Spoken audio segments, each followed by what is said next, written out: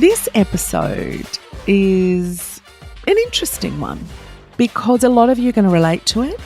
A lot of you are just going to get goss. It's really important that you understand the two people who are talking in this, which is Ajay Rochester and Yvie Jones. Two fat people having a chat about living in a fat body in a fat-phobic world. So she's written 3 books. She's been the Biggest Loser host. She was also on The Jungle with me in 2019. She was our first eliminee. So I didn't get to know her as well as I did the others. Let me know what you think of this episode. DM me and let me know what you thought of the conversation, the theme. You can be completely honest with me. So please do. So here is Ajay Rochester. Enjoy. Wow, I haven't seen you. Well, I saw you last week, not in the flesh. We haven't seen each other in the flesh for 5 years. This year, it was 5 years that you and I did The Jungle. We did I'm a Celebrity. We have caught up. Yeah, we've had some reunions because we're like one of the few. I personally feel that our jungle group were much friendly. We've kept in touch. We have get-togethers. You know, we vibed. We created our little family despite the have and have not situation. Yeah, I think Casey Donovan's season, I used to see them catch up a lot as well. It's pretty much across the board though. No matter what season you do, you find your people, and they're not all going to be your people, but it's an experience that you have like no other. And so you have this, I guess, shared trauma, shared experience, shared love, shared fun, and that, you know, we'll always have. Yeah, I mean, I think you're right. I think it's equal parts traumatic, equal parts fun, equal parts the most incredible adventure you'll ever have. You know, it's Africa. I felt so sorry for the celebs when they had to do it in Australia because I was there a week before. I got to go on 5 safaris. They really make you fancy too in your accommodation. So you go from the penthouse to the pound, basically. They need you to have that massive juxtaposition. And when you and I were in there, you were the first out, so we didn't get to really have that, you know, connection that started to, you know, take on different layers and everything like you did by the time, you know, like Richard and I were by the end. But did Shane, he was an intruder or a latecomer. Shane was sleepwalking, right? Oh, he was right. next to my bed. Like I got the full Shane experience. He would literally stand up and stand over my bed in the middle of the night and be like, when are we going? And I'm like, when are we going where? And he'd be like, when are we going? I'm like, we're going soon? Because, you know, they say don't wake a sleepwalker. Yeah. So I would have these conversations with him. These are all the things that you never see, like our experience of all the things, because it's 24 hours of crazy stuff, but they only kind of put on TV what suits whatever the narrative that they're building. And they only showed a little bit of his sleep walking as well. And it's quite frightening. I've been watching a lot of sleepwalking TikToks, and they really are Selena, do you watch Selena, Spooky Boo? Yes. Yeah, we want to get her on the pod. Me and Rach love her. So, and you and I, we had a very deep conversation in the jungle because we were the 2 fat girls in there. Yeah, and which never happens. Never happens.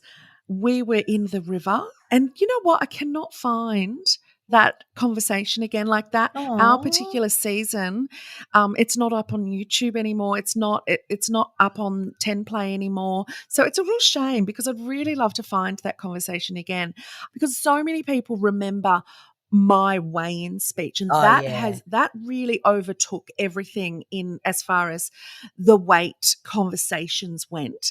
But the conversation you and I had, I thought was very poignant and powerful because it was between two fat women. Well, how was it for you? Well, I went in knowing I was enemy number 1 because I had been very, very vocal about Channel 10. So I went in pretty much presuming I was going to be the first out. And it's very funny because like my contract negotiations, they wanted to pay me hardly anything for the first, 10 days or 2 weeks basically that you stay in. And then this huge amount of money. But I went in very suspicious because I had absolutely annihilated Channel 10 and Biggest Loser. I made no bones about it. I was on a mission. They had treated me so appallingly. And so I went out there. So when I went into Biggest Loser, one of the big producers, the big English producer, was like, I've had to fight for you for years to get on this show. So I knew regardless my time was going to be limited. I thought they would paint me as the villain. The problem is it's really hard to paint someone as a villain if they're not a villain. Right. And I'm just not a villain. Well, that show, it doesn't do the villains in the heroes, and it does the heroes. It does. Really, really easily. But because it's a family show, they just want humor, heroes, and they do want like the drama though. Yeah, they do. They do. But it's not a villainous, like they'll show you as you are. Yeah. So like I kind of expected to be there for a short time, which is interesting. You know, I know you don't agree with like my theory of why I left, but you know, which is why, because there was only one fat girl standing, right? Like I was like so surprised that they had to. I was so happy and so excited. And so when I left first, I was just like, oh yeah, typical. Now there's only one. But no, I had a blast. I mean, I was in there for 2 weeks. Like for me, it was a great experience. And I've made some great friends. Like Richard Reed is like a friend that I hold so near and dear to my heart. Oh, he's a divine man, isn't he? He's a diamond. Oh my God, he's just so beautiful. Well, I want to talk about the conversation that you and I had in the jungle, which was about making fun of fat people. And if you, as a fat person, make the joke first, it's okay because you're just getting in before they do. Yeah, I mean, we were talking away, yada yada, and I made some kind of like self-deprecating fat joke, and you just were like, we don't do that in my camp, and I was just like really like felt very outed at the time. I was very like, oh, okay, so you don't like me, and okay, that's fine. No, you know, but you were really honest, and you were like, you know, I don't do that. That's not who I am. I don't want to make apologies for myself. And it took me a long time to kind of hear that and see it and feel it and be like, oh my God, I really have been apologizing for my size and the space that I take up and the opinions that people have of me my entire life. Yeah, making fun of yourself for the benefit of others who would be laughing anyway. Something I've never told you was the conversation that I had with you that day was a conversation that my really good girlfriends had with me maybe 15 years earlier. And they sat me down and said, we want to talk to you about something. Like, you're a really funny bitch. Like, you're really funny. But these fat jokes about yourself, we don't think they're funny. And I was so offended. I was so hurt that they didn't like me and that I was in trouble for something. And I just didn't get it. And I said, I make these jokes because they're being made. And I still didn't get it for a while. Once my ego was removed, then I realized exactly what was happening. And it took years again of body positivity, which is now body neutrality.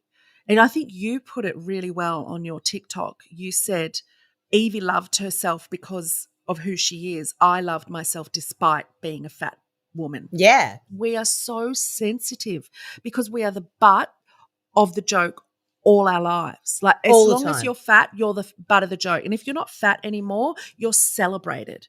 No matter how sick you become to become that body shape, no one cares. You're not the butt of the joke anymore. You're all of a sudden, you're sexy, you're seen differently. So of course you just want to be that person all the time. So to actually overcome that and love yourself exactly for the natural state that you are, which for many people is in a fat body, is a really fucking hard ask in this culture. Well, you're brainwashed from the media portraying fat women as the Kathy Bates psycho, or the lady on the Drew Carey show who's like, hey, crazy also, and, you know, the jolly person, and Melissa McCarthy, like, For me, I was on magazine covers for years in a bikini with a block over my face like I was a criminal with a guess who, and then Kim Kardashian in a swimsuit going, Kim K's curves. I'm like, wait, I'm supposed to be ashamed of my curves, but we're celebrating her curves.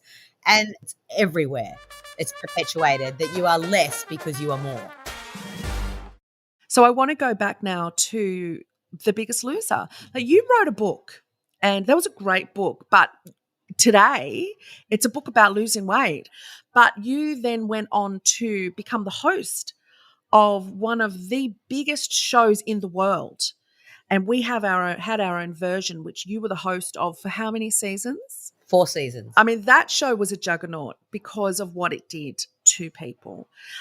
So tell us about your experience with that. When Biggest Loser came to Australia, my name got bandied about way early in the casting process. It fell off the radar. And then in the last 2 weeks of casting, there was a publicist who went, I don't know why you haven't seen Ajay Rochester. She's the real deal. Like, she is somebody who has struggled with her weight her whole life. She understands it. She gets it. And then they were like, who, what now? And they called me in, and literally 2 weeks later, less than 2 weeks later, like a week and a half later, I was standing in the front going, welcome to the White House. Wow. Welcome to the Biggest Loser Australia. Going, what am I doing? But in that space of 10 days, I was immediately being fat shamed. I was a size 12. They couldn't find clothes that fit me. They had to give me a jacket to cover my arms. I was told that they'd have to buy clothes for me because I wasn't a size 8. Like, within the first 10 days, I was like, uh-oh. Oh, yeah. What am I in? I drank the Kool-Aid. Like, I had watched American Biggest Loser, and I thought Bob and Gillian were great. And, yes, let's get motivated. Let's transform our lives, because I didn't understand the secrets of the Biggest Loser. I didn't understand the lies. And so I got tricked. And I had a 3-year contract that I couldn't escape. Then you learn the tricks, the lies, the secrets. Well, yeah, and I immediately, and it's not even the secrets. Like, what was really worse was in the very beginning, they were treating those contestants like prisoners. They were denying them food and the jokes, the inner jokes about, well, they can go without a meal. And I remember going in there and going, these people need to eat every 3 hours. They need to eat this amount of food. You can't have them go 8 hours without food. And then they were like, we were doing it over 8 weeks. And I was like, there's no way people are going to lose 50 kilos in 8 weeks. So I very quickly realized I had to become an advocate for it.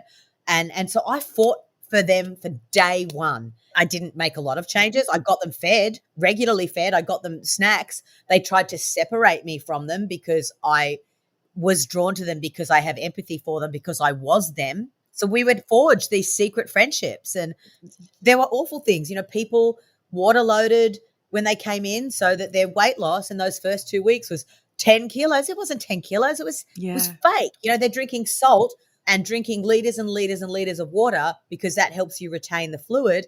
And then they'd go on and then they'd pee it all out. And then the next week they'd win weigh-ins. There were people who were really good at it, who understood the science. And then there were people who were working, 8 hours, like literally exercising through the night.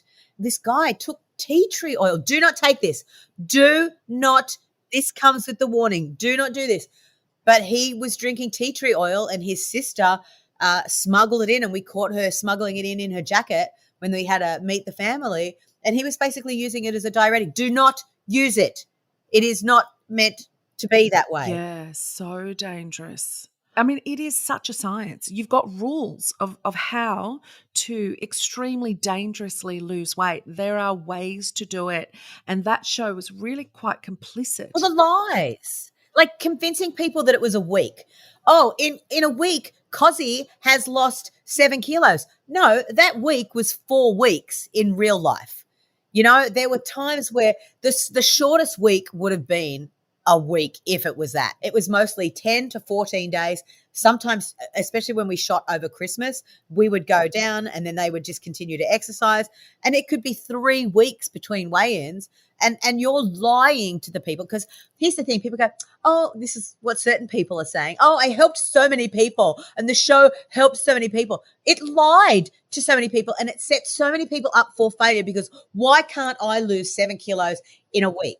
Because nobody can unless they are deathly ill. Yeah, exactly. Deathly ill. And so then when I knew that it was smoke and mirrors and that we weren't really teaching people the truth, and we were teaching people to be food averse, and, and they're going in there and they're like holding a pineapple up against their butt and going, this will end up on your ass. And it's like, no, a pineapple won't end up on your ass. It won't. If you eat a pineapple, what are you teaching people that they can't eat? Like, why are we teaching anyone that a fruit is a bad thing to eat? So very early on in the piece, I was like, oh God, okay, no, this is not good. So like, I just know it's all smoke and mirrors. And I know that like people have been really genuinely hurt by it. So you've been in touch. Are you still in touch with people that were on the show? Yeah. All of like 98% of them have had a traumatic, horrible experience that damaged them emotionally, psychologically, physically. And there's only a couple who have continued to live that lifestyle, and probably not even live that lifestyle, but found health their own way, because everybody bounced back. Yeah, as you do. But there are a few, right? Bob Hertzman's one of the few. Sam, the young guy who won, he does weights and he's a firefighter, and, he bounced back as well, but then he kind of found his way. There are a few, but they're the exceptions. And, I reached out to Cozzy because Women's Day wanted to do like a where are they now, like kind of story. And Cozzy was like, I don't have any good memories of that. Wow. All I remember is being tortured and made to feel ashamed. Yet people at home were seeing Cozzy and only getting the sound bites that they wanted, which is, oh, Cozzy's my hero and Cozzy's amazing and look at all the things that he's doing. But it was the big lie. And then when the big liar is complicit and is making millions of dollars, but then when it's not popular, comes out last year and is like, yes, we really need to be accountable. I mean, for me, the worst part is being told that you're unhealthy. That for me is the absolute worst, because it is so incredibly untrue and it's so incredibly dangerous to make someone deprive themselves of nutrients, which in turn makes you so incredibly unhealthy.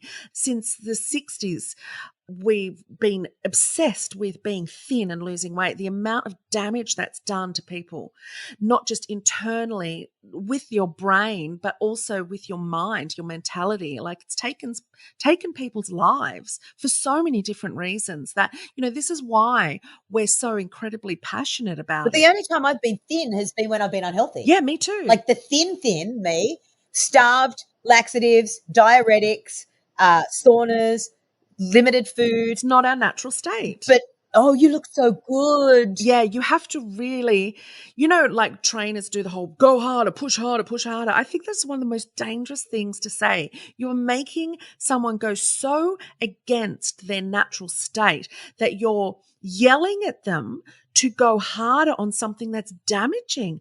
And this kind of stuff has got to be called out. The fact that you have to deprive your body and push it to the point where it changes its structure, and we celebrate that as if it's a good thing, blows my mind. And no one's looking at it like that. We're starting to look at it like that, but we need more people to look at things like that. Now, you've just blown the lid on so many great behind-the-scenes stuff of that particular show, and I really appreciate you, AJ, coming on and having a chat, because I think my listeners of this podcast are incredible people, and they are so engaged in this kind of conversation. And I love that, you could explain some things that I think are really going to help these people understand that, where they are in life and the decisions that they're making in life may need to be changed or not need to be changed because they're, on the right track. Well, they're enough. Now. Everybody's enough. You are enough. We are enough. And we need to have these conversations, and times have changed and the world is changing, and the last bastion of hate and discrimination is fat. And we are the warriors of that, and we'll keep fighting, and we have to keep having these difficult conversations. And, you are enough. You're enough. We are enough. Oh, that's a beautiful way to end. Thank you so much, Ajay Rochester. I'm so glad that you made the time in LA, which is where you are, to come on my humble little pod. I'm really, really grateful for you. The jungle just keeps on giving. I love you. It does. Oh, thank you, honey. I love you too. Thank you for listening to that. Like I said in the beginning, tell me what you think. Tell me what you thought. I'll be back on Tuesday, so see you next Tuesday. You know I love saying that now. 2girls@novapodcasts.com.au if you want to send an email. I love you. I hope you're being kind to yourself. I hope if this episode has triggered anything for you, Lifeline 13 11 14. It's always there. Please use it. Be gentle. I love you.